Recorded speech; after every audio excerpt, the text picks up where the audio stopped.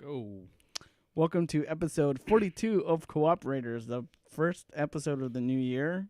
We've been on hiatus for a bit. A lot of stuff going on. You moved. I moved. Down the street. I moved down. I actually moved 2 streets over to my original place. Now I got to deal with the upstairs neighbors. I am an upstairs neighbor. You are upstairs neighbor. Yeah. I moved, and we had some time off. Work is getting busier, but we also have been playing a lot of Resident Evil 2, like a lot. Resident Evil 2 Remake. Resident Evil 2 Remake, yes. Yeah. A lot of Resident Evil 2 Remake. So this entire episode will be about nothing but Resident Evil 2. Maybe we'll talk about something else. Maybe No, not. we're just going to be talking about Resident Evil 2 Remake. Okay, we're also going to talk about the cheeseburger the guy eats in Resident Evil 2, but which is inherently involved with Resident Evil 2 Remake. we're also going to talk about Resident Evil 2. Remake. So how's it going, Chucking Dice? It's going all right. How have you been? How's your New Year's going?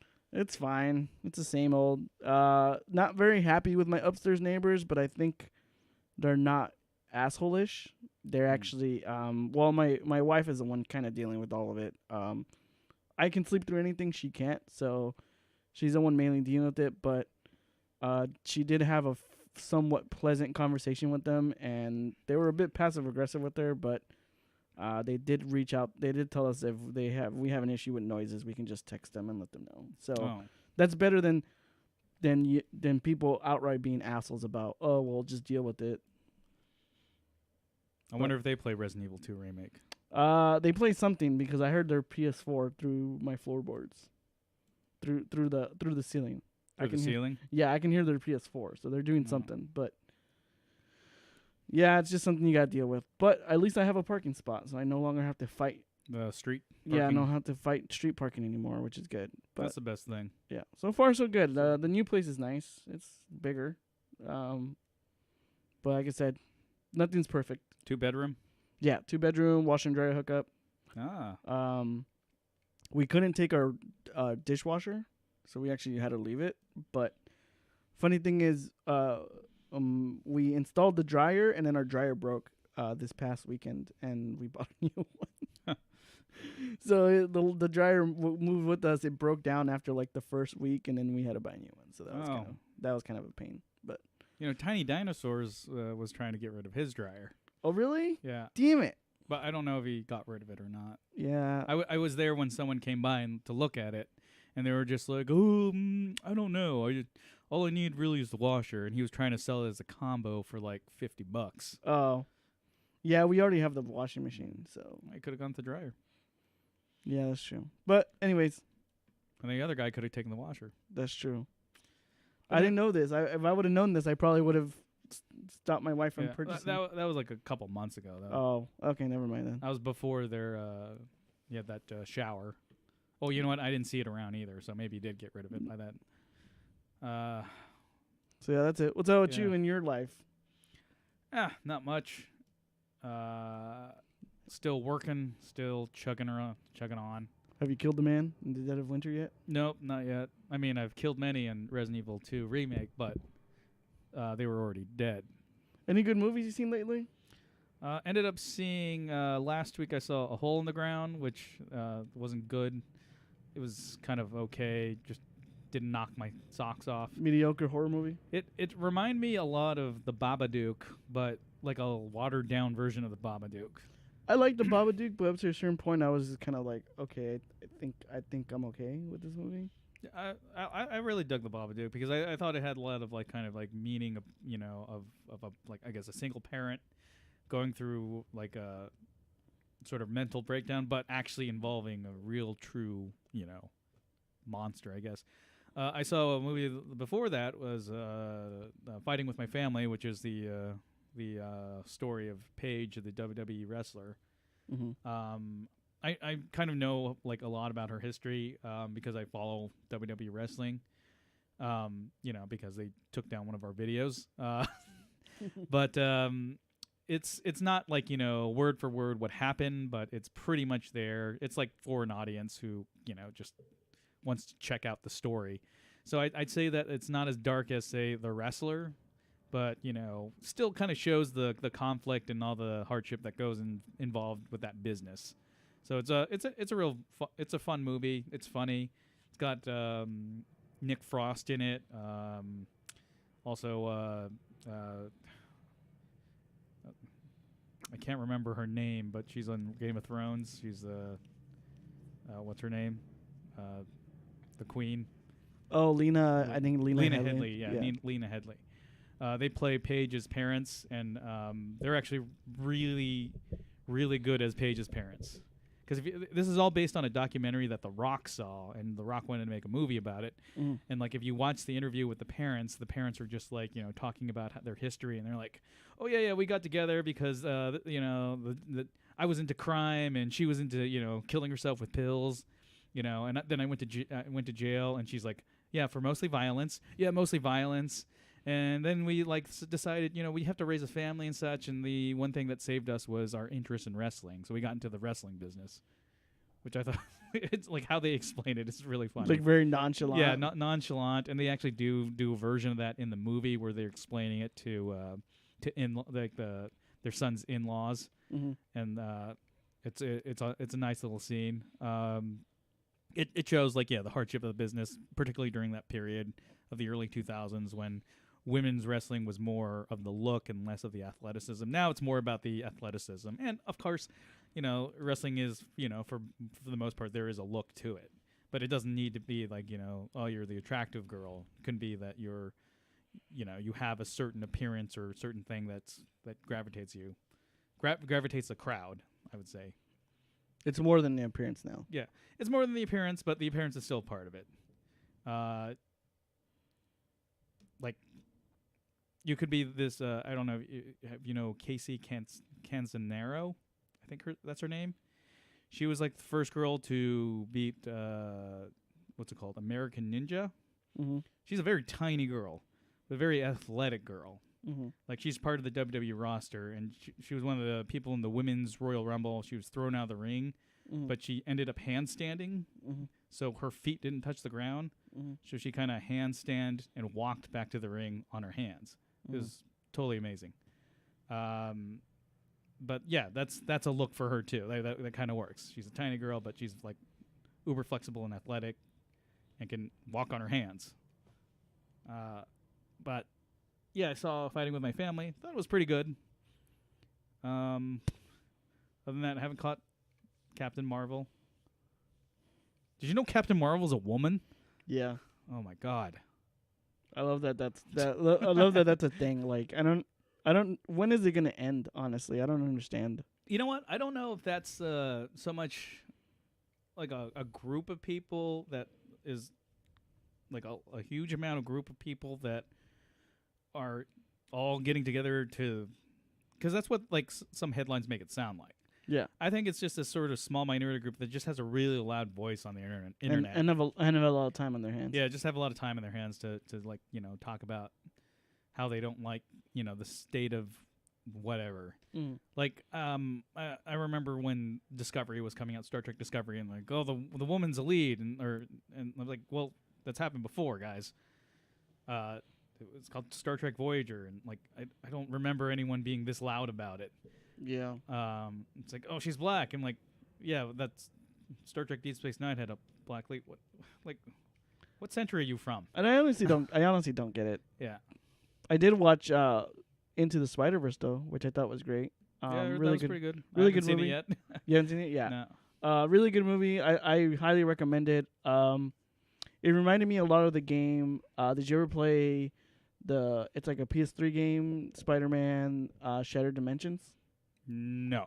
That the premise of that game is a bunch of Spider-Man get together from different dimensions, and they actually get brought together by Mysterio, because Mysterio finds a tablet to dimension hop, like a tablet, like an iPad, like a magical tablet, like a magical iPad. Jake Gyllenhaal finds a magical iPad because Jake Gyllenhaal's Mysterio now. Just like in Donnie Darko. Yeah, and it gets shattered, and it brings like all these Spider-Men together. It's like Spider-Man Noir, Spider-Man 2099, or 2029, whatever, 29, whatever. It's like 2099. Yeah, 2099. Which was not a good comic, by the way. Was not. No, it's awful. It's actually a pretty cool game. And it's actually the Yeah. Into the Spider-Verse is actually really really good. Highly recommend it if you like Spider-Man and comic book movies in general. And the animation was great.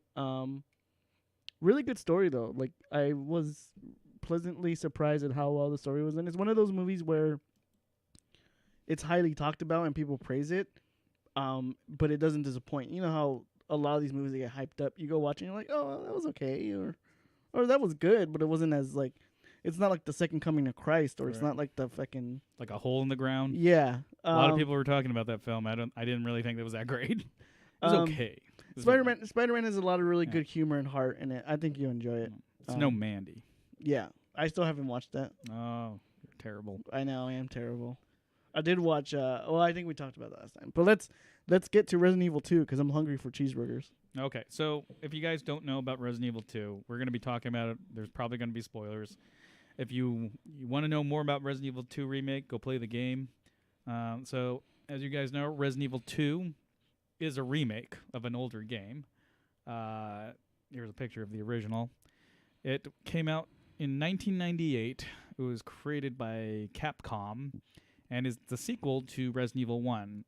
Now, this is the era of the PlayStation 1, so you're going to have more polygon-like graphics, very dated graphics. Now, I will say that Resident Evil 2 does have significantly better graphics than the first Resident Evil. Yeah, it does actually. It was one of my favorite games. It wasn't my favorite horror survival game that was on this system.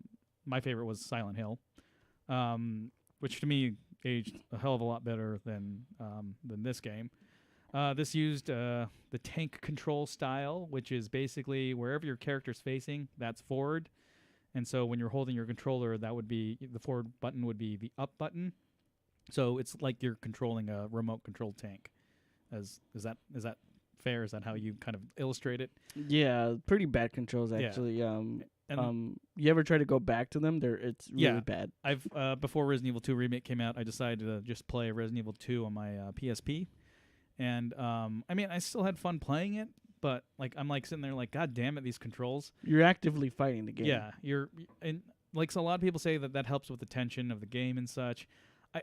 I get that, but I don't really think that like not being able to control your person is equivalent to horror. Yeah, it's funny you say that because I read a review for it, and the author of the review, she mentioned that that's one thing she didn't like was that was a whole point of these like Resident Evil games, especially 2, was the tension was like were the tank controls, and you weren't as like agile and smooth, so you really had to be a lot more strategic in what you were doing, what weapon you were using, like where you were positioned. Right. And she's like, I feel like the remake lost some of that charm, and I go, honestly though, that wasn't like, charm. I was like, that wasn't. That was frustration. That wasn't part of the design, and she even mentions it. She's like, I get it. It wasn't part of the design. It's the limitation system. But like, I don't know. I think I honestly like most of her review. It sounded like she wasn't very pleased with the way it was translated, which it kind of comes down. I feel like the criticism was because, this was better back in the day because of the limitations, and it was a lot scarier. But I'm like, honestly, the Resident Evil 2 was a lot more action orientated because once you got specific weapons in Resident Evil 2, you were actually pretty much like overpowered. Like, Right. I know what Leon was the best one because you got the Magnum. So once you got the Magnum, you basically just saved all your Magnum rounds for the bosses, and the bosses were easy with the Magnum rounds. With Claire, I think once you got the acid rounds, she was actually really, really good. Yeah, she trips balls. Yeah. There's this one thing that like I want to point out with this original game. It's all fixed cameras. Yeah. And I always felt that was a problem. I don't think the original Resident Evil 2 had as bad as Resident Evil 1. The fixed cameras on Resident Evil 1 I thought were terrible. This one at least had a flow to it, and at least it had like an interesting map. My problem is that like I'm not a big fan of fixed cameras because like you're just going from one scene to the other, and like sometimes it's obscured with a bunch of crap in front of it. Whereas like if you play Silent Hill, it's more of a following camera because it's not pre-rendered backgrounds like Resident Evil and Resident Evil 2. Mm-hmm. In Silent Hill, you can actually hold down the trigger button and throw the camera as much as it can go behind your character, so it doesn't feel like tank controls. obviously in Resident Evil 2, the original, you can't do that. And like, you know, I'm not. Here's the thing. I'm not knocking the game because I played it a ton. I owned the game. I owned like the Dual Shock version, that the one that came out like later on. I love the game back in. I think I got it in 1999. The game actually came out in 1998. And like, I love the fact that you could play as one character, and then you could pick up the second character, and they'll have a completely different like experience, a different scenario than the first character. And you can either go Claire Leon or Leon Claire. It doesn't matter. You basically, you know, unlock aspects of this game where it's different. I think one of the things I do remember is that there was a commercial, a live action commercial that was directed by George Romero. And I think that was only in Japan. It was only actually there was. I think I do kind of recall one. Actually, you know what? You're right. I think it was only Japan. There was a live action. There was a commercial that came out here, but it was more like it showed the cinematics where you know, it was just some narrator saying, you know, blah blah blah blah, escaping, and like it shows Leon trying to shoot all these zombies. But yeah, you're right. This was only Japan. It's not that great of a commercial. But the main lead, the actor is actually who was it? Brad Renfro. Yeah, Brad Renfro. Which is really bizarre. Yeah, which is like it's just really bizarre that it's like they got Brad Renfro and George Romero. George Romero direct this, which is funny. I thought it was a weird, just kind of commercial altogether. A lot of this, a lot of people thought that this would lead George Romero to direct an actual Resident Evil movie. That never happened. He wrote a script for. He did write a script for it. It was I read the script. It's kind of strange because Chris Redfield is not a STARS member, but Jill Valentine is. There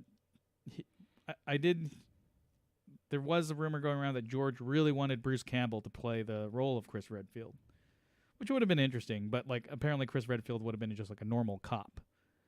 But that movie never came out, and we got a different Resident Evil movie series that lasted way longer than it should. I think they're gonna reboot the entire movie series too. I heard about that, but like how they're gonna do it though? I don't know, but essentially, like they should make it exactly like this. Get Brad Renfro again. Is he still alive? No, he's dead. Is he? Yeah. What did he do? He died of a drug overdose. Oh, a broken heart? No, they actually caused by a drug overdose. It gets kind of dark, but they say like, you know how Bryan Singer has been accused of being this like giant like piece of shit. Like, Pedo. Yeah. Well, there's like I guess one of the theories floating around is that the reason why Renfro got hooked on drugs is because fucking Singer might have like molested him, sexually assaulted him. But that's just a theory. Like I just saw that like on a random like Reddit post after like all this Singer shit. But then again, a lot of these childhood actors have some kind of trauma and they get hooked on. They have issues like substance abuse or like eating disorders because of. Or they Or they hit success at a level. Yeah, that too. Right. So that's way more scary than the game. Yeah. So like Resident Evil 2 was this phenomenon, and obviously it just spawned Resident Evil 3, Resident Evil Code Veronica, Resident Evil 4, you know, a lot of Resident Evil games. And there's a lot of spin-off games too. Gun Survivor, which I think is the worst Resident Evil game. Absolutely the worst Resident Evil game. What are you getting Gun Survivor? You can't save in that game. You have to beat it in one go. Gun Survivor. I don't think I played Gun Survivor. You know what? They had a Gun Survivor 2, I think, on the PS2. They did, and I played that. That's a better game. That actually is I actually did play that one, but I didn't play Gun Survivor 1. But yeah, Gun Survivor 1, like it touts that it's a experience that when you play once and then you play it again, it'll be different depending on what paths you choose, because there are branching paths. They don't really make much of a difference though. And it's all it basically is all first person, and you know you're looking at the zombies at first person. Originally, it was supposed to make use of the Capcom light gun, but that actually never came out here because of Columbine. That's the rumor basically. There's like because Columbine happened, no one wants to have a like a gun accessory for their console. Because honestly, yeah, video games already got knocked with that entire rating system, the ESRB. So why make it any worse? But I don't know why they just didn't delay it for a little bit and then release the game. But it could have been PS2 was coming out and they wanted to move on. So years pass on by, and then Resident Evil 7 comes out and kind of re-energizes the franchise. And so the people at Capcom, who seem to have more faith in their older properties than, say, Konami, decide to create a remake. And this is a just head-to-toe, like, just remake of everything, including, I wouldn't say, like plot points, but more character motivations. It's still the same story. It still involves Raccoon City being overrun by zombies. It still involves Claire looking for her brother. It still involves Leon, who's going in for his first day on the job. But there are key moments that are slightly different. I don't know. What was that? Well, I'm just saying that I like how you're paying attention. I was paying attention. I like how I was looking at Resident Evil 2 live action commercial. No. So I'm saying that Resident Evil 2, this new remake is basically a top to bottom just remake of everything. Like the look, gameplay, but it does follow the general story. Yeah, so they kind of just took the framework of the Resident Evil 2 game, the general plot of Resident Evil 2, and then they just redid the entire thing, which I actually think is a smart move by them. I feel that Capcom might still be kind of planning out what to do with the next Resident Evil installment. So they said, okay, what can we create in between the next huge Resident Evil installment to kind of tide people over? Because it is going to be tough to follow Resident Evil 7. I mean, Resident Evil 7 was huge. No, it was one of the most perfect games. It became my favorite Resident Evil game, and then this came out. Yeah, and then so they were like, well, what can we do? So they made this. And yeah. I'm actually really glad that they did a huge remake of this. Yeah. Because it really is probably one of the best Resident Evil games. Right. And one of the best depiction of a burger in a Resident Evil game. Okay, so we're gonna start off with talking about the burger. So when the Resident Evil 2 opens up, when you're watching, whether you're playing as Leon or Claire, there's a scene where this truck driver is driving, and there's this giant moth. He's the why'd he bite me guy. I really want to go. I actually really want to go get a burger, like a good like gastropub style burger after this. But this guy's driving a truck, and there's a burger on his dashboard. As he's driving, he picks it up, and it is like the most beautifully rendered cheeseburger ever. It's so juicy. In any video game. You like Chuck and Dice and I literally text each other. We're like we both want to eat. Like we both want to see that burger, man? Yeah. This is the most. And then I've never seen a burger look so good. Not only that though, when he takes the bite of it, you can almost feel it in your mouth as well. Yeah, it's the best fucking burger ever. Like I want to eat. I want to eat that burger. I want to eat him and the burger at the same time. Why'd he bite me? I will say, so I do want to mention this. The Resident Evil engine, this is something I actually had to stop a few times. The RE engine. The RE engine that they Which use. actually doesn't stand for Resident Evil. I thought it stood for Resident Evil, but it doesn't. Oh, it doesn't? Yeah. Oh, it's just called the RE engine? Yes, because it was actually used in Devil May Cry, one of the versions of Devil May Cry before Devil May Cry. Right. So the RE engine... But it doesn't have great burgers in that series. No, it has a bunch of lame fucking action. I don't know. Yeah. I really disliked the Devil May Cry series. Right. But whatever. The RE engine...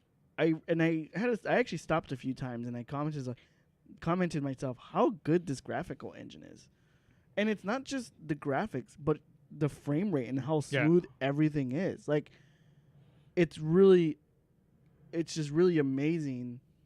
And I think the only other developer who's had an engine like this that's so graphically smooth, so graphically detailed but also smooth, smooth frame rate would be the Fox engine that Kojima created. Yeah, for Metal Gear 4. Metal Gear Solid 5. 5?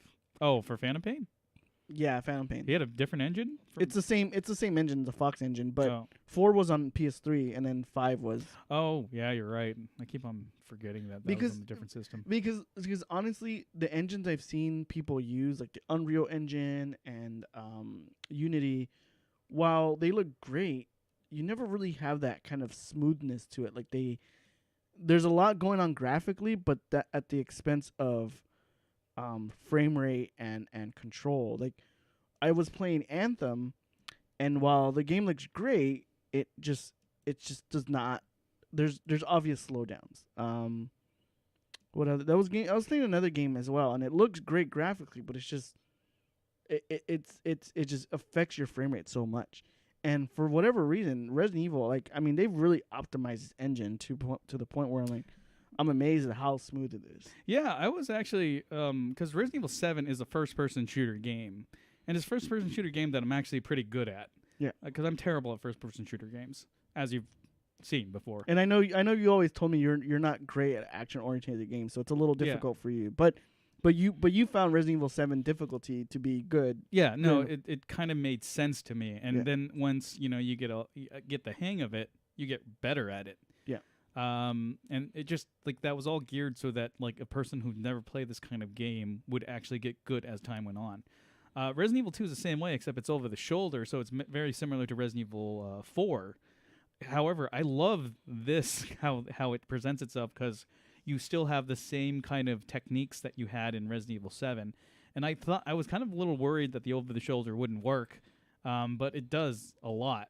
And it's, I love how the camera follows you, and then sometimes you can swing the camera around to look at your person. Mm-hmm. I like the fact that sometimes when they're in rain, like just how the water slides off their skin, and like sometimes if you're walking with either character, like I know for a fact that Leon was like cleaning himself because he had all this crap all over him.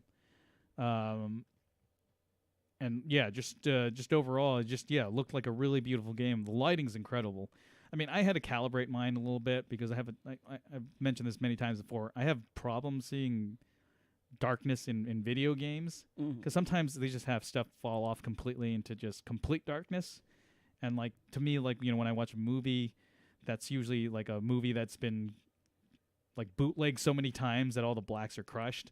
But even if you calibrate it slightly, it gives it a good, more flattering kind of look where you have these little shadows and then you could hear stuff in those shadows kind of thing. Just overall, like really impressed of how all the characters looked, how all the faces were captured. Like the faces that like were captured for the look of the characters were separate models to the actual actors that portrayed them.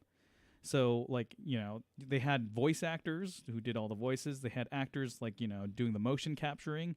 And then they actually had facial, like, just models doing, like, that's where they got the facial structures. So it's kind of cool how they had all, like 3 different performers create, like, a scene in this game. This has been in development for, like, what, 2 years? Over 2 years? Yeah, I think so. Yeah. I think it might have been in development right when 7 was completed. Right. And because they did send out, I know when 7 was completed, Capcom actually sent out a bunch of surveys to people like who were part of their Resident Evil, like essentially, news website, like kind of fan sign up, fan service or whatever. And they asked, the question they asked everyone was like, what game would you like to see what? And they said, I don't care. It just has to have hamburgers in it. Yeah. And then also Herbs. Yeah. The it the ice cream? The ice cream. It heals you. It heals you, yeah. So in the beginning of the game. One of the questions they asked is like, what would you like to see, like Resident Evil? What would you like to see Capcom remake? Like, which Resident Evil game would you like to see them tackle next? Like, would you want a sequel or do you want them to remake? And a lot of people overwhelmingly said, we need you to remake Resident Evil 2. Yeah. And they made Resident Evil 2, which is great. And it's great. It's like it's stupendous. It's probably now it's the best. It's the best. It's the best cheeseburger simulator ever. Yeah. So let's move on from the cheeseburger and talk about more cheeseburger. Did you like that joke that they have in the beginning when you're in that convenience store and you see the ice cream herbs like they have like the red, the green ice cream. Yeah, the green It's ice pretty cream. much the herb ice cream, and it's Yeah. called It Heals You. It heals you. Yeah. I thought that was a very interesting way to kind of present that. Yeah. And like I guess kind of tell, because the tutorial already says like, you know, here mix this like that, and to me the herbs always look like marijuana to me, Yeah. and they still do. Like to their credit, they kept it the same. And especially when you take the herb and Yeah. you mix it with another herb. Yeah, like, it's on the piece of paper. Yeah, and you're like, are you gonna roll it up and Yeah. smoke it? Like what? Like I was hoping that they would actually show that part, but I guess not. But I do like how like that in the convenience store there's like a pushed over like freezer that has a little advertisement for herb ice cream. One thing, and I know we talked about this when we were playing, is one of the things I actually do miss was you're actually not out in the Raccoon City streets much before you get to the police station. Right. And that's one thing I actually miss from the Resident Evil from the original is in the original when you're getting to the police station, you go into Kendall's gun shop, you like on the street, you go through these like back alleys, and you get to see a lot of the carnage that happened like in the city. So that's one thing I kind of miss.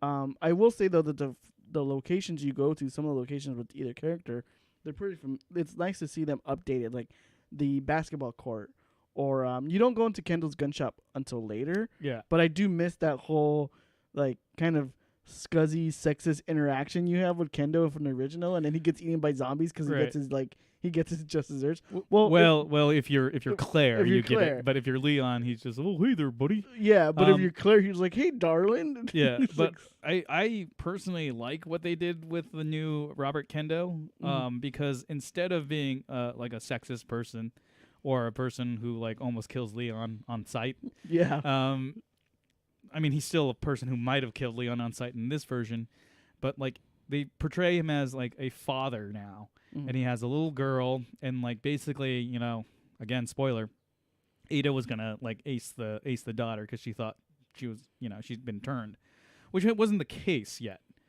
She's either been like, I don't know if she was like seriously injured because like her face is really messed up. I think she's going to turn. Or she's going to turn, yeah. But she's still lucid. She still says daddy and stuff like that, so that kind of calms everyone's nerves. And, you know, kind of shows like a sort of coldness side that Ada has. And it leads to this like really like great interaction. Like I said, there's 3 performers performing this like just this simple scene where the dad looks, you know, basically is like at his wit's end.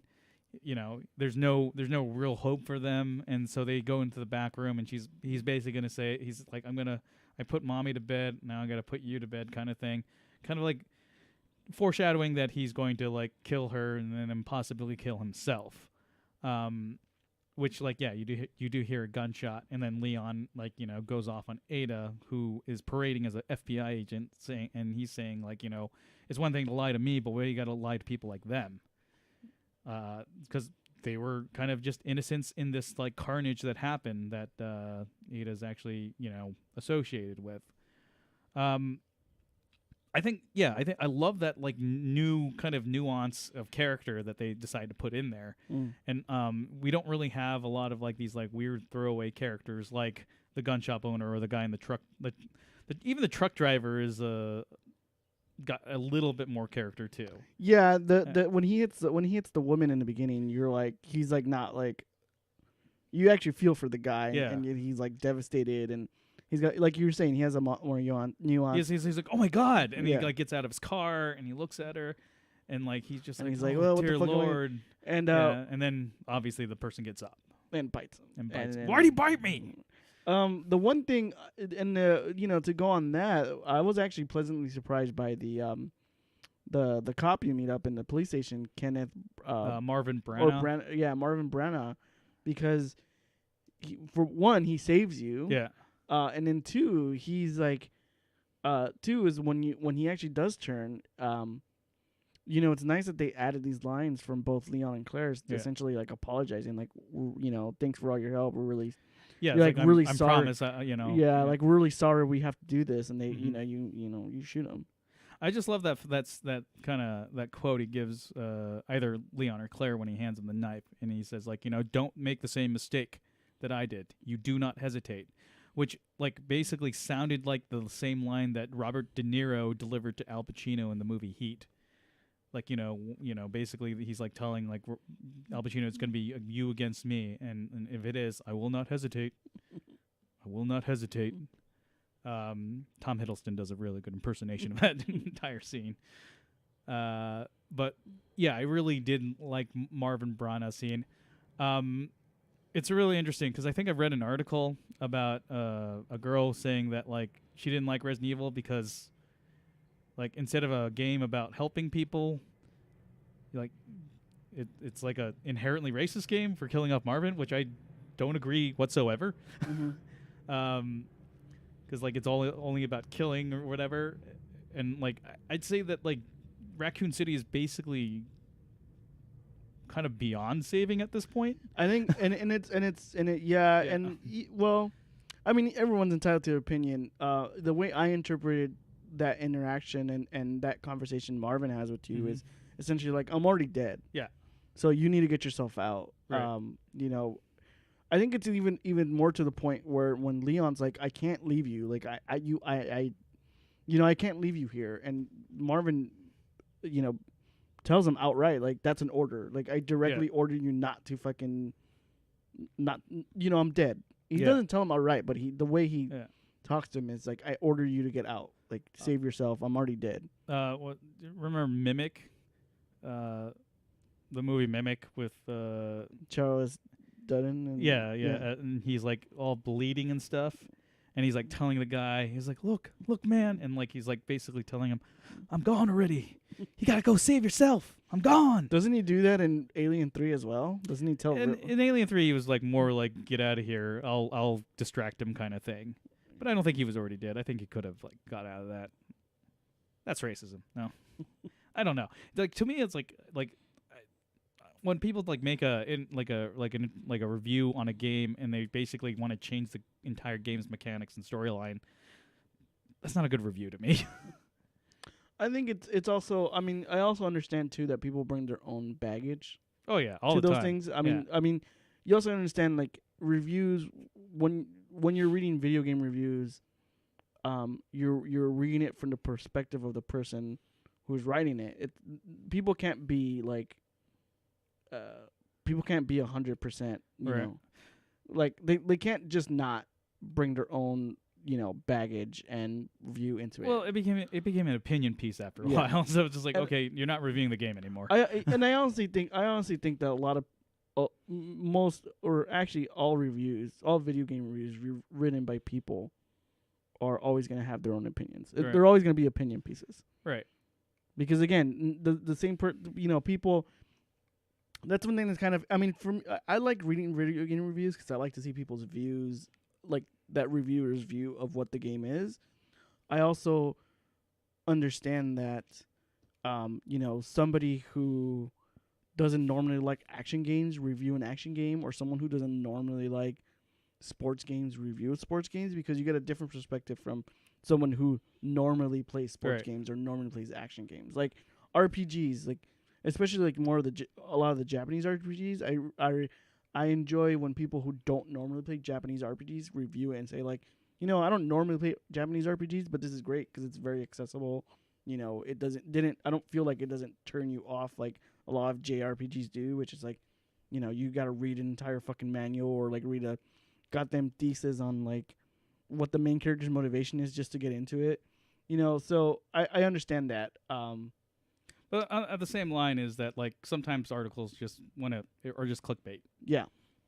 Which again, yeah, I agree as well. So moving on, like I think Marvin's a great character. Marvin was actually in one of the Outbreaks, the multiplayer Resident Evil game that came out on the PlayStation 2 back in the day. Actually, there is an Easter egg on the desks of all the people, and there's one of the characters actually are from the Resident Evil 2 Outbreak game. Really? Yeah, one of the names. I think it was a woman's name, and like how there's actually a puzzle that you have to do to like unlock this one lock or whatever. You got to get the initials of all their names. I didn't know Marvin was in the Outbreak. Yeah, he's in there, and then you kind of see how he got bitten and stuff like that, and how basically he actually ferries some people out of there Mhm. before Leon and Claire and eventually Jill arrive at that station. Mhm. So I think that's neat. There's also like I guess holes where Nemesis came through. In the Resident Evil 2 remake? Yeah. Really? Yeah, because like it's before X gets there, Mm-hmm. and we'll get to Mr. X in a second. But it's there are like plenty of like holes where something punched through, and apparently that was supposed to be Nemesis chasing Jill. Mm-hmm. So the one other person that like they did some improvements on, and also made extremely creepy is a good old Chief Irons. Oh, Chief Irons. Like he's really creepy in this game. To the point where it's more I don't know. They actually made him a very they made him a very believable, very real world sleazebag. Whereas Yeah. in like Resident Evil, the original Resident Evil 2, he was more kind of like a caricature of like a sleazy person. In this, they made him a very real world sleazebag. Like he's not maniacal to the point of being a parody. He's just a fucking giant. He's a sack weirdo. of shit. Like he's a piece of human garbage. He's actually cutting up the mayor's daughter, which they don't really explain at all. They don't. Yeah, you just see her body. Yeah. But you don't like. Do you ever find anything to reveal? I think there's like one piece of paper that explains who she is, but I don't think like it doesn't really tell a whole lot. You just kind of I think she's just there to kind of like illustrate how much of a psychopath that he is. Because I know you read when if you go to the bathroom upstairs, there is an explanation. Okay, but so I know it's not as deep as his one in Resident Evil 2, the original game. I only seen the mayor's daughter in because I only played the A-B scenario, like Claire's A and Leon's B, and I'm going through Leon's A right now. Mm-hmm. But I do remember that you do find a letter from Chief Irons in his office, because he's not in his office. He's actually in the orphanage. Yeah. But when you find a letter, which is a new location. Too. Yeah, when you find a letter in the office, it's the line he's like slicing open that tiger, and he's like, "I almost came," like slicing open that tiger. Yeah, like, I do remember you're reading just that. like, this is really fucking disturbing. Yeah. So he's like this into taxidermy. Yeah, he's just like in really a very sexual way. Yeah, it's just really fucking like just really disgusting and just sleazy and just. Although I will say it makes him getting killed like so satisfying when you're playing as Sherry. Yeah. When you throw the acid in his face, and then as Claire when you rescue Sherry, and like he basically gets alien impregnated, and it bursts through his chest. Yeah, very similar. Like, that's what happened in the original game. It's like too. so fucking satisfying. You just like. Yeah, like he's such a piece of shit. Yeah, because I think I remember the original game. Like you just kind of meet up with them, and like Claire's just like, "Now hang on there, Chief," and then it kind of sort of happens. You don't really have that slow build where he like captures Sherry Birkins and puts her through this like almost like shining like hell. Yeah, I think in the original it happens one or two ways. I think if you play Claire's A scenario in the original.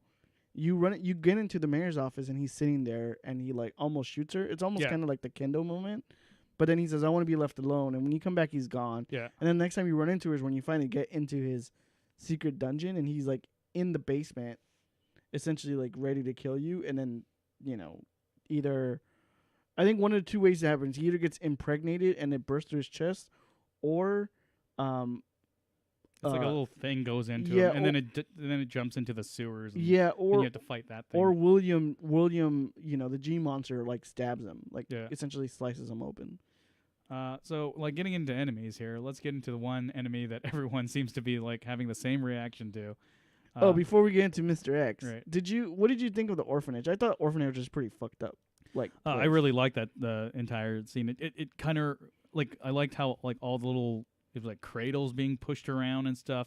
Reading all the papers on the orphanage. I thought the papers was really. I thought it got really dark. Yeah, the atmosphere on that was high because at the time you're controlling Sherry Birkins, who can't do anything. Yeah, like she has no weapon. Yeah, and it's crazy that they're like experimenting on orphans. Yeah, in the orphanage. Like, yeah, I mean, it makes sense because it's Umbrella. That's true. So why not? And we've seen like instances where they like experiment with younger people, but this was like now they're experimenting on children. Yeah. But yeah, crazy stuff. Let's move on to Mr. X then. We'll move on to Mr. X. X gonna give it to you. This is the biggest I think. I like as much as like I guess Birkins here. William Birkins is supposed to be the boss. To me, Mr. X is the boss. Like he's the guy you're trying to avoid all the time. Okay, so let me just tell you the story about like how I encounter Mr. X. Mr. X basically is in the original game, but he's only there for the B scenarios. Yeah, he's set up in such a way that it seems like he's chasing you, but he really isn't. If you go through one of the doors of the areas that you're in, he might break through a wall, but if you go through another door, he won't be following you after that. In this version, he's following you everywhere, and he's kind of relentless. There are certain areas he can't get to, but he is pretty relentless with his pursuit.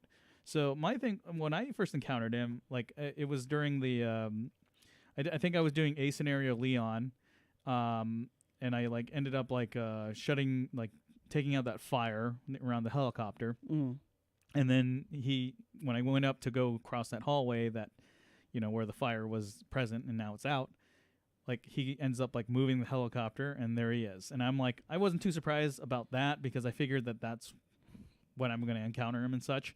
So, which is very similar to I think how he is in the original game. So I'm just like sitting there, like, okay, well I've been in this situation before, so I just end up like turning the other way, going down the staircase and going into this like archway into this like little shack that's next to a save point, and I just have like my shotgun ready, and like I'm noticing that he can open doors now. So okay, they improved him a little. So he ended up opening the door, and I shoot him square in the face with my shotgun, shoot him again, and he goes down on a knee. I was like, okay, well, maybe this is like, now he won't, bug me anymore.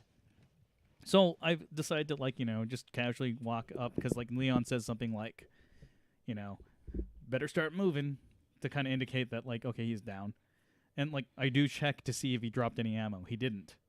Like in the original game. Mm-hmm. So I'm just like walking up the stairs and like going through a hallway, and then I suddenly, walk down, like going kind of rounding the corner to get to the rest of the police station. And then I hear a door open and close. I'm like, what the fuck? I turn around and it's Mr. X. He has no hat on.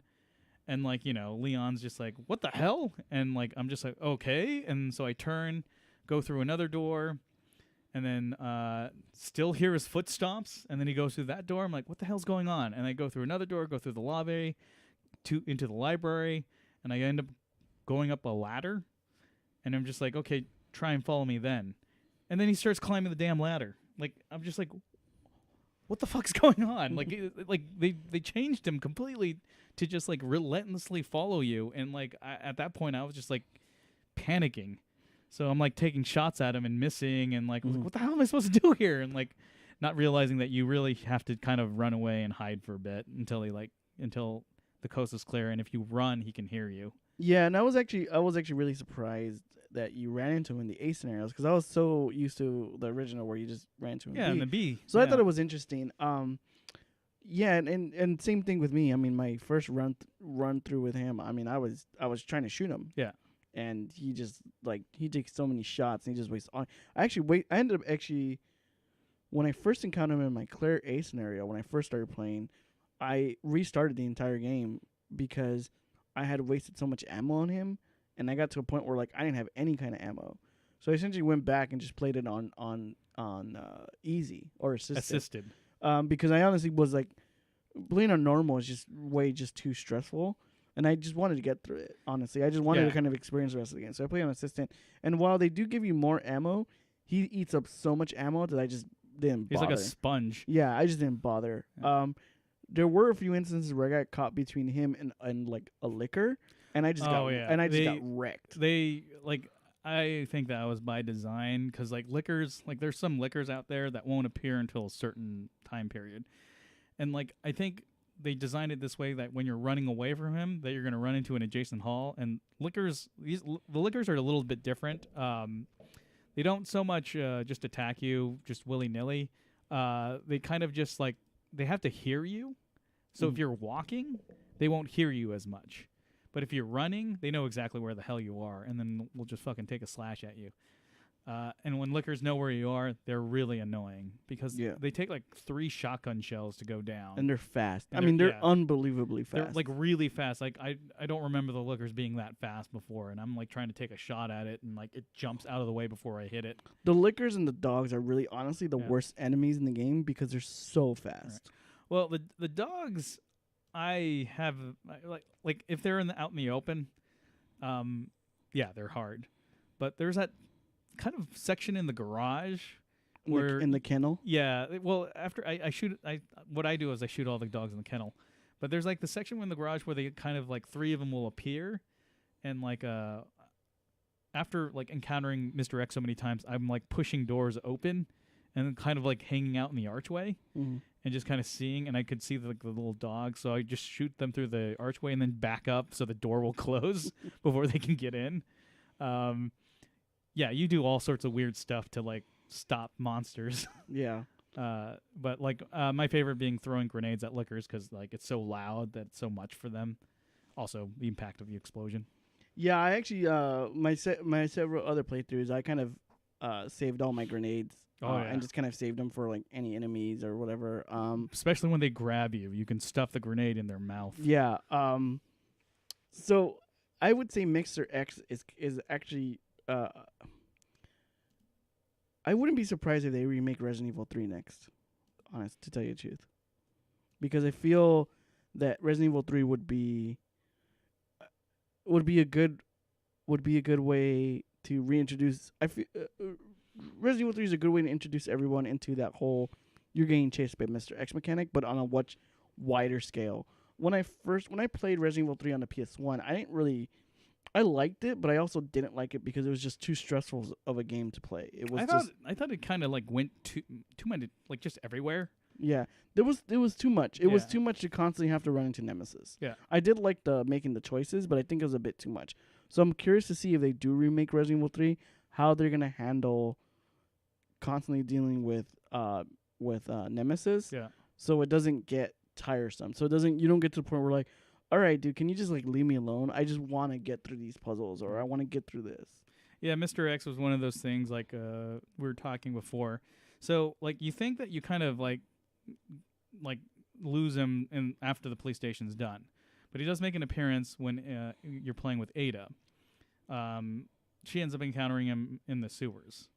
And the other time you encounter him is when you're in the special lab, and you're about to pick up this sort of like, you have this little wrist thing that opens doors, and then like if you find new chips, you can open up other doors. And so as soon as you pick up that one chip, like there's this huge window, Mr. X just jumps right through it, and then he's after you again. That made me scream like Sarah Connor from Terminator 2 Judgment Day when she sees the Terminator for the first time. I'm like, no! I'm like trying to run away from this like, giant dude that's about to like smash me to bits. And then like there's all these like plant zombies in the way, which I will say the plant zombies have been greatly improved from the original game. Like the plant zombies in the original game look like little shops of horror. Plant zombies in this game look like more humanoid looking, and they have the little eyeballs all over their body, just kind of like Birkin does, so that you can shoot the eyeballs. But they'll fall, and they won't attack you. But if you leave the room and come back, they'll be reanimated unless you burn them up with fire. And that's the bullshit thing is I actually had when you're creating ammo in the game with the gunpowder. Yeah. If you combine the two Bs, you get nothing but acid rounds. Yeah, for Claire, yeah. So I actually thought that was really annoying because later when you get to the lab, and this was what was different from Resident Evil 2. Resident Evil 2, the acid rounds were king. Like they were so powerful.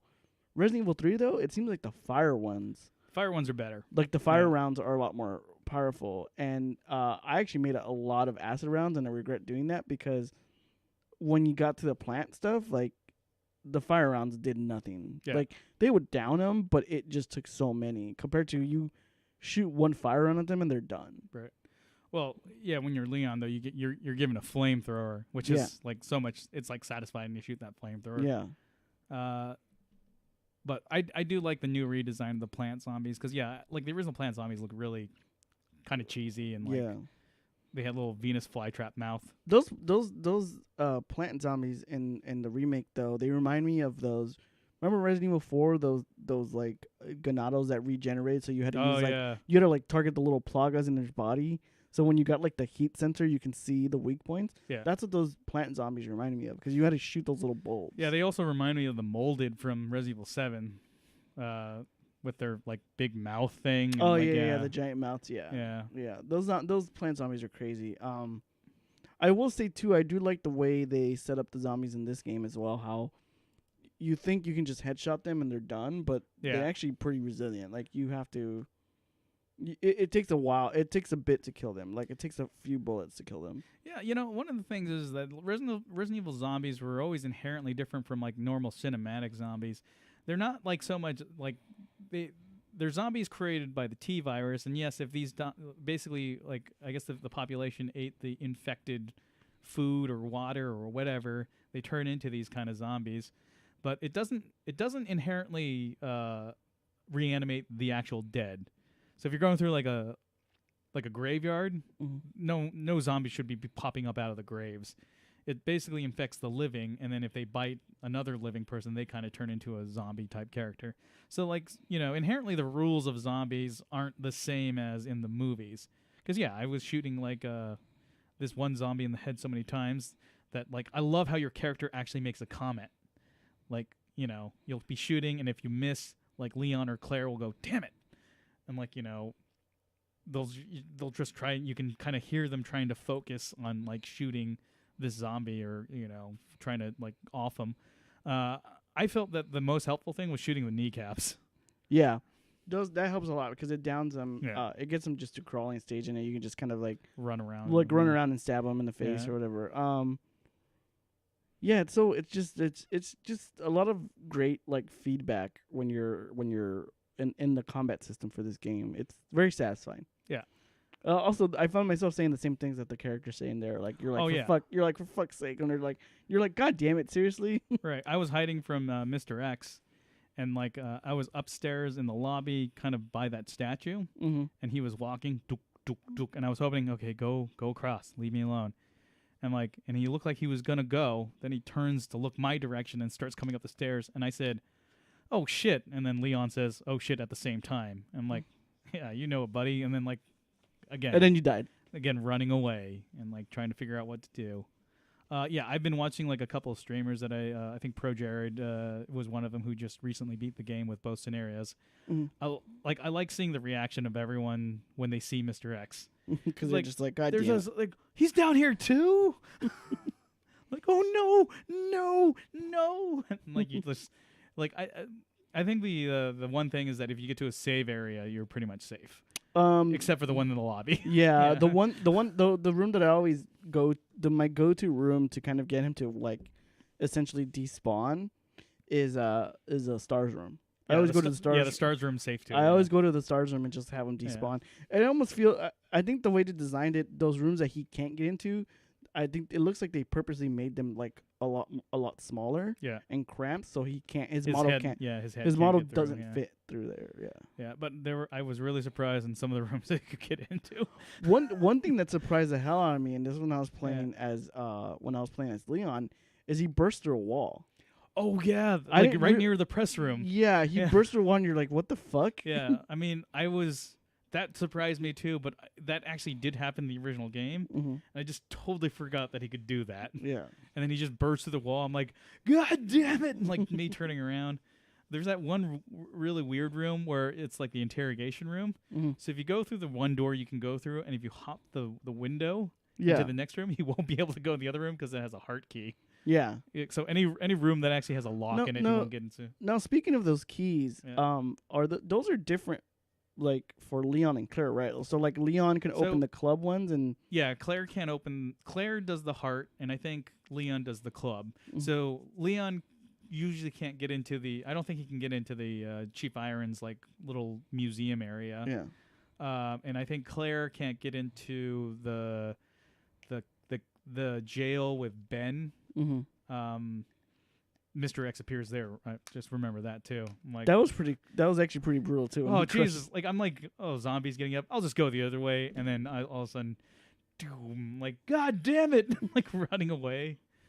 I do love that one time towards the end of the game. You know, spoiler: Leon's running away because everything's gonna explode because that's what happens in Resident Evil. He appears and Leon goes, "Is this a joke?" I thought that was pretty great. Yeah. Although I actually got killed when I played as Ada when he appears in like the sewers because I did too. because she has no equipment whatsoever, and she has her little computer thing and a pistol. And she has like she has like very little ammo, Yeah. and he actually wrecked me a couple times. Yeah. And so like by the time I got to where I can avoid him, he like lunged at me and hit me, and I was like, crap. Yeah. So I had to start over. I hated that part. What do you think of the new rendition of the alligator? I thought it was cool. Yeah. I feel like that alligator. Honestly, I'm glad they made it a QTE instead of an actual fight because I just remember. Well, yeah, the original one you could sort of fight, but you couldn't really kill him unless you did the tank thing. Tank yeah. thing, yeah. So actually, and what annoyed me with that was because of the camera angles. Mm-hmm. If you went too far, you can actually shoot the tank off screen and you couldn't see it blow up. Yeah. So that's what pissed me off. But I actually do like. That's why I didn't like that's why I liked that they updated to make it a quick turn QTE. I did get killed doing the alligator though when you're like running your hand in the trash. And he like just engulfs you and eats you. So I didn't know you actually have to move side to side. Yeah, when you have to dodge the stuff in front of you. Yeah, so I thought that was cool. I also liked I actually really enjoyed the fights with William Birkin this time. I thought the fight little arena where you're running around and you have to hit him with a crane with the I thought that was really cool. When you find him on the train, they make these enemies like they make the boss fights very like dreadful, but not impossible. Yeah. Whereas in the original, you were kind of just standing there pumping bullets into him, and these you can actually like move around and dodge. Like you can telegraph a lot of their moves, which I thought was better, which was much more interesting and fun. I think the one that they changed a lot in and made a lot better was like there's that cable car that you're on. Mm-hmm. And like in the original game, he like jumps on you where the cable car is, and like you have to like kind of run around this cable car and shoot him. I hated that boss fight. That's a horrible boss fight. Yeah, that was a real horrible boss fight. I do like the one with like the crane stuff because then it shows it that there's purpose to it. Well, actually, I don't mind the cable car fight only because you can telegraph that he's going to rush you because he like charges at you, so you can avoid him. But I do agree though that is not a very it can be not very fun because you really just you can't see anything. Yeah, it's I liked the fight in the pit. I thought the fight in the pit when you get thrown down into that kind of like. Well, Claire goes willingly, but Leon is like, "Hey, what are you doing?" And like Annette is just like, "See you later." Which I thought was interesting. Yeah, I mean those were fun. I also liked Annette's the way they portrayed Annette. Yeah. She's That's not she's not a complete just, horrible person. She does care about her kids. I mean, she showed some sympathy towards her child, but I think she showed way more in this one. Yeah. One enemy that actually kind of I think unnerved me because I think the sound design was very superb on this was the sewer creatures. Oh, the little embryo thingies? Yeah. Yeah. They shoot the little tadpole things. You got to shoot the tadpole things, and then you have to shoot their eye. There's that section where everything is just like blobbed over because I don't know. I guess they're spreading their mucus everywhere. It's like you're like in the like in somebody's digestive tract. It reminded me kind of like aliens almost. Yeah. And so you can actually hear them. And they basically have this raspy noise, and like I'm just like, God damn it! And there's like 3 of those things there. Yeah. And one of them pops up too, like all of a sudden. Yeah, it like scared the hell out of me. But like that's so that you can get to. I think that's actually where you get the flamethrower for Leon. Yeah. And then for Claire, you get that electric thingamajiggy. I never used that. Did you ever use that? Yeah, I didn't like it. I didn't like it either. Because you shoot it and then you have to pump the trigger button to like give it a full charge. I actually really did not like that gun. Yeah. That's probably like the worst gun in the game. Like that gun, like I think is only good if you're fighting one boss or one creature. But if you're like shooting at like a legion of zombies, maybe I'm not using it correctly. But yeah, I couldn't really get the hang of it. It's like it was just much easier just to shoot things with a flamethrower because it just engulfs them in flames. I do like. What did you think of like the modification system in this game? Like getting the different mods for the guns and. I love the lightning hawk. It's my favorite weapon. And I thought it was cool that Claire got almost like, I mean, it's probably like a weaker version, but she got a version of a Magnum. Yeah. Like if you got the right parts and you got like the more powerful rounds, it essentially was like Claire's version of the Magnum, which I kept. I actually didn't use a lot of those bullets, so I had a lot of them.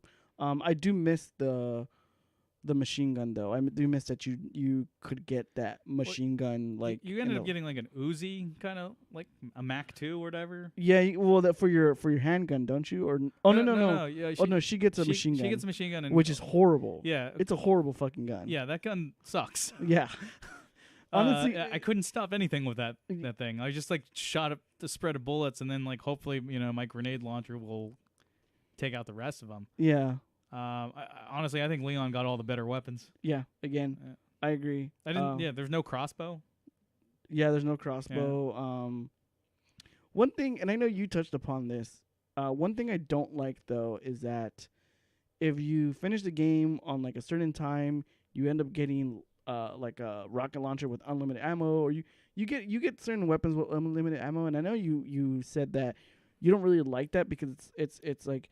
If you already beat the game on hard or beat it under a certain time, why would I need this? Why would you even need that? It makes sense in Resident Evil 4 because there's no easy mode; it's all normal. Yeah, and then they'll give you something like the Chicago typewriters will be available. I'm like, okay, that makes sense. Now I can play it on a harder level, and I'll have this thing on me.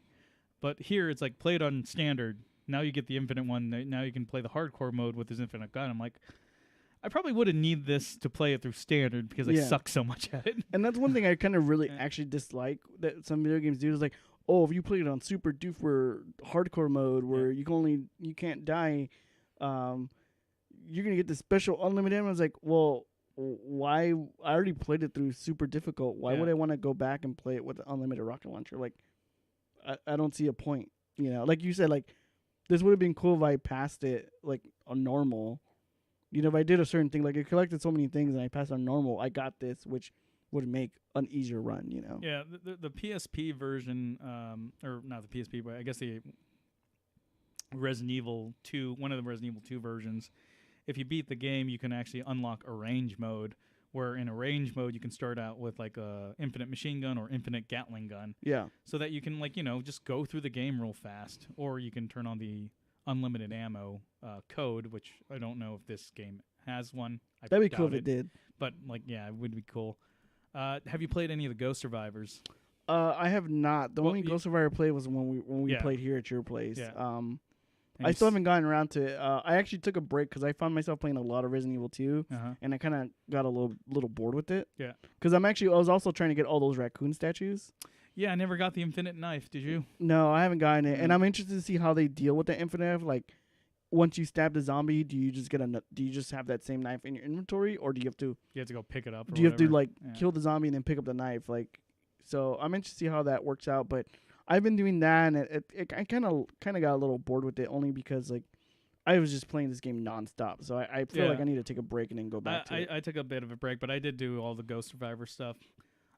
It seems that Robert Kendo's actually could happen in continuity because you don't really see him die, whereas all the other characters involved in Ghost Survivor, you see dead in one way or another. Like you see the mayor's daughter's dead. You see the sheriff get bit in the opening, and then I think the other one is like I think the actual Umbrella, one of Hunk's cohorts, is actually named Ghost, and you actually do see him dead in like one of the hallways. Wait, so you sewers. don't? Oh, okay. So like the only one I think that you could say that actually could be a true scenario that's part of the storyline is Robert Kendo. Because yeah, and definitely in the mayor's daughter, she ends up like stabbing the Chief Irons in the neck with something like a syringe or something like that. I thought it was cool though that she was dating. Yeah, it was kind of a good. report- Yeah, like she's actually dating the reporter Ben, Mm-hmm. and like I thought that was kind of a neat connection because I would have never made the connection. Yeah. But anyways, guys, Resident Evil 2 is actually a stupendous game. I'm kind of bummed that it's not going to come out on the Switch because I would love to play this on the go. Yeah, it would actually. They'd have to pare down the engine though. Yeah, but Resident Evil 7's out on the Well, Switch. it's also only a streaming game though. What, Resident Evil 7? Yeah, on the Switch. On the Switch? A Yeah. streaming game? What do you mean? Like you can only play it if you're. It's a cloud game. Oh, you have to play it? It's a cloud-based game, and I think it was only in Japan. Really? Yeah. Resident Evil 7? I thought I saw like a copy of it here. No, I think Resident Evil 7's only like it's a cloud-based game that you have to play. You can only play when you're online. Like essentially, it streams to your Switch. That's weird. What's the point of having it on the Switch? I don't know. Yeah, they recently came out on the Switch with Friday the 13th, which I always thought that was a weird choice because like I don't think the Switch is also supposed to be portable too. I mean, it is like a home console game, but like it's not like I can like take that thing and play Friday the 13th anywhere else unless I have an internet connection. Well, the Friday the 13th that they released on the Switch it's not that game. It's like it's a different. No, it's the same game. Oh, is it really? Yeah, because they're not allowed to change anything. Hmm. Legally, they can't change anything because of the recent lawsuit. It has to be the same game. I'm not going to get it because I already have it on the PlayStation. Huh. I thought. Because if they change something, that means it's a different game, and they'll get in trouble for that. Oh, I could have sworn that the Friday the 13th game on the Switch was like a different type of game or something. No, it's the same one. You'll get basically in this version you can get all the costume packs. Mm-hmm. You can get all. The only thing you can't get is the Safini Jason, which is the special, which you really can't get anyways if you didn't donate to the Kickstarter. You can't. And there's certain costume changes that were exclusive to the Kickstarter campaign. Why did the box art for the Friday the 13th game for the Switch look like almost like a kind of toned down kiddie version? I don't know. I haven't seen the box art. I just assumed that it just said Friday the 13th on it. Huh. The only like promotional picture I saw was like Jason playing on a bench, which I thought was pretty funny. But no, it has to be the same game. I heard that's gonna get squared away pretty soon, though, the lawsuit. Yeah, but Gun Media has kind of abandoned doing anything new with it, so I don't think we're gonna get the Jason X levels. I hope we do, though. I mean, it'd be kind of neat, but Gun Media has kind of like stepped back, said we have to go work on other games now. We can't concentrate on this anymore. They outsourced a group so they can fix all the bugs, which they're allowed to fix, but they're not allowed to give new content. Yeah, I'm pretty sure Gun Media was like pissed off about what happened with the entirety because they were working on it for a while. Oh yeah, they were giving out stuff free. Like we were getting like maps free. We were getting like the entire Jason X map would have been free too. Unfortunately, because of people and their money, they can't let them do that anymore. Which did you hear what happened? So the original screenwriter of the first Friday the 13th movie, he has the rights to Crystal Lake. He has the rights to Child Jason. Mm-hmm. He has the rights to Mrs. Voorhees. Mm-hmm. But he does not have the rights for Hockey Mask Jason. And the rights to Hockey Mask Jason goes to where the perceived previous owners are, and they can't make a movie that takes place in Crystal Lake. So it's like there's like you can have the iconic look, but he won't be killing anyone on Crystal Lake, or you can have this little kid Jason swing around killing people, which no one's gonna know who the hell that is. That's really odd, though. I wonder how did all that stuff get? It's that weird King Solomon thing. We'll cut the baby in half. It's only fair. That's so weird. Like, how did all those rights get screwed up, though? Just because, like, I don't know if it's like a union rule. Like, the studio that hired the screenwriter said that he was a work for hire, but that guy says no. I was actually involved with the creation of this franchise, so these are my characters. Which I'll say, like, okay, yeah, they're probably his characters, but like the evolution of that character, he was not involved with because he jumped ship because he probably said to himself that horror is beneath me.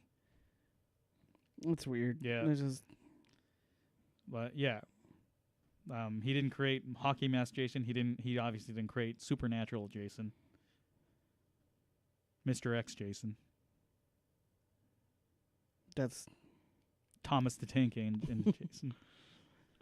that's one thing I wish, like I said, this is one of the few games I wish I had a PC for. There's not a lot of games I would want to get on the PC, honestly, and that's kind of what stopped me from getting a gaming PC, because a lot of the games I play anyways are just on consoles. So all the games that I play are older or just indie games that don't need a lot of graphic cards. Yeah, and they're probably going to be put on the I have console. no interest in playing a game 4K. Yeah.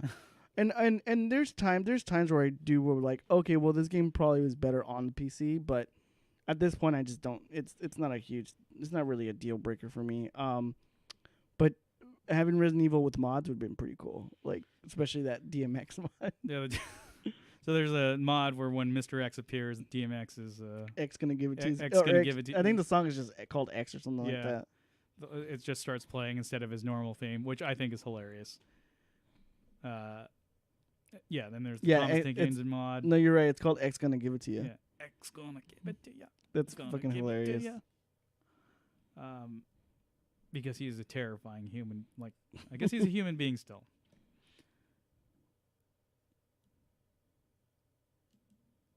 Oop. So I think that brings us to an hour of just talking just about one game, which is the best game in the world right now. I really hope that they do remake Code Veronica. No, Code Veronica. Fucking hate Code Veronica. Gun Survivor 1. Not Gun Survivor 2. I remember when Code Veronica came out, and I really wanted to like it because it's Claire and it continues their story. But it's like it's such a fucking horror. It's just, in my opinion, Code Veronica is just a horribly paced game, and you just do so much in that game. That's one thing I'm glad that they remade Resident Evil 2, because if you try to go back and play Resident Evil 2 and you play the remake, they just improved so much of the pacing with Resident Evil 2. No, I would agree. Yeah, and nothing's boring in this game. No, and the thing is, like, that's one thing I'm glad, because Resident Evil 2, it was such a long, drawn out game. Like, yeah, I think like when I took breaks with Resident Evil 2, it's just because I had my just adrenaline so pumped up. It's like, okay, I need to take it down a couple levels. I will say that the sewer section is what bothers me the most, because it's still hard for me to navigate the sewer section because there's so many like pathways and entrances.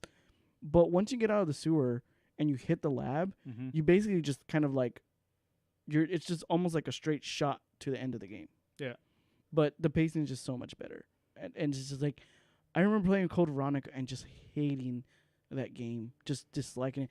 I think the other reason why I dislike Code Veronica was because there was no easy mode, and it's just an extremely difficult game. I just remember struggling with it so much. I don't think I struggled too much with it, but I kind of I liked the game just because Wesker came back, and he had like superpowers. Yeah. And then like the entire confrontation wasn't like an actual level that you kind of played. It was just, Chris fighting Wesker, and just trying to figure out how to beat him without any weapon whatsoever.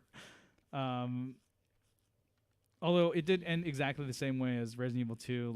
Let's take down Umbrella, which never actually happened. Like, yeah.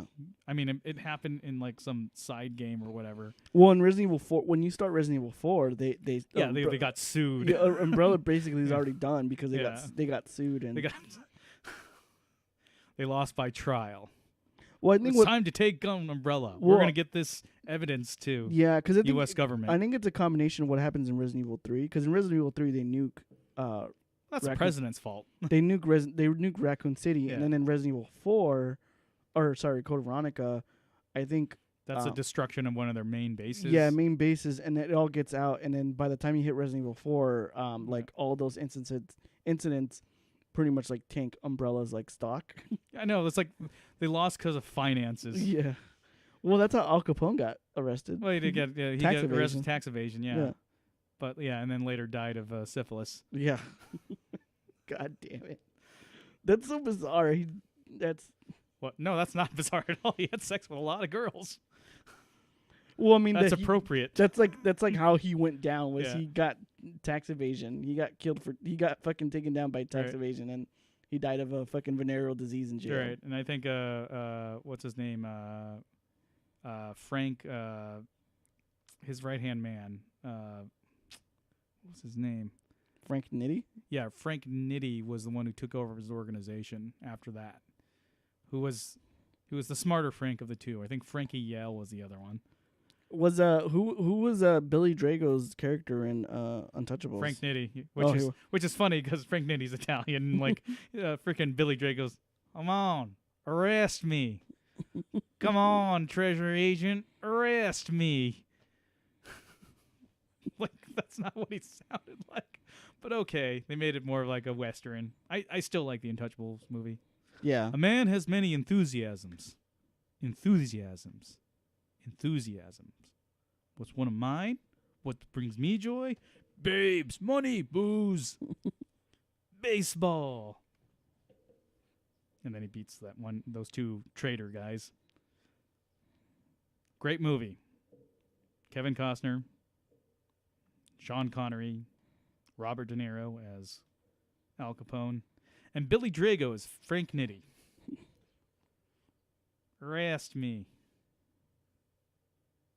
Oh, and music by Ennio Morricone, the person who did all the Italian westerns. Great soundtrack. I highly recommend it to your children.